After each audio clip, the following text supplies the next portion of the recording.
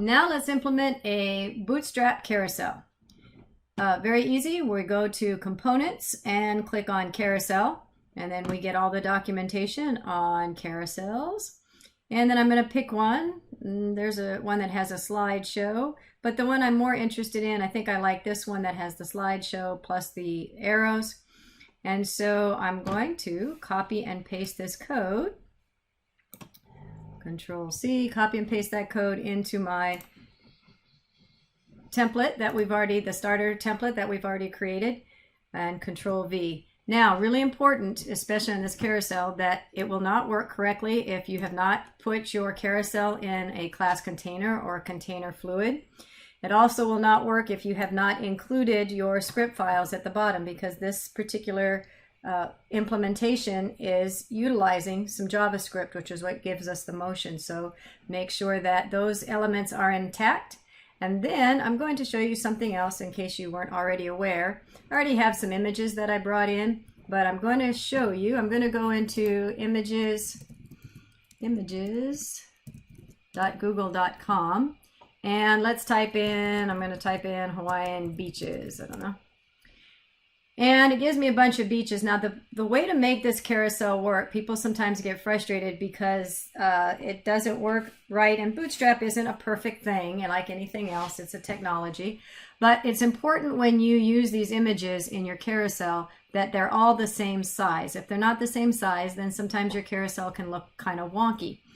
And so I'm going to show you that if you go to Tools, if you weren't already aware, you can come into, it's going to give you this little drop down, and I'm going to click on size. And in this case, I'm going to choose an exact size of 1600 by 400, and you can play with different sizes to see what you like better. But the important thing is to make sure that your images are the same sizes. And then it should give me a selection of different images that I like. Oh, there's an image of Waikiki Beach. Boy, is it a big city now. Oh, this whale is much prettier. All right. So, oh, a nice golf course. All right, so I'm going to click on that one, for example, and then you can right-click on it and choose Save Image As. And then when it saves it, you can always rename it, but it's going to save it as a certain file type, so be aware of your file type. Sometimes they're PNGs, sometimes they're JPEGs, but I'm going to name mine something. I don't want to type all that into my HTML, so I'm going to type in beach or something like that. Or I'm going to overwrite the one I already have. It doesn't matter. So beach, and it'll give it the extension .jpeg. Put it into your same file location as the website that you're creating, and then save. And so then when you come back to your, there's my images. All right, so then let me make this one bigger just so I have them all at the same time. So now it's just a matter of, I've got my container, so my carousel is within the container. I've got my JavaScript. I've got some files that are some image files. So now I'll look at my my HTML. And okay, there's a div, there's some class names, data, I'm not sure what all that is, but she said I could just copy and paste it. Image, well, this looks like something I know. I need to put in a source. Okay, so I'm going to put in a source of index.jpg.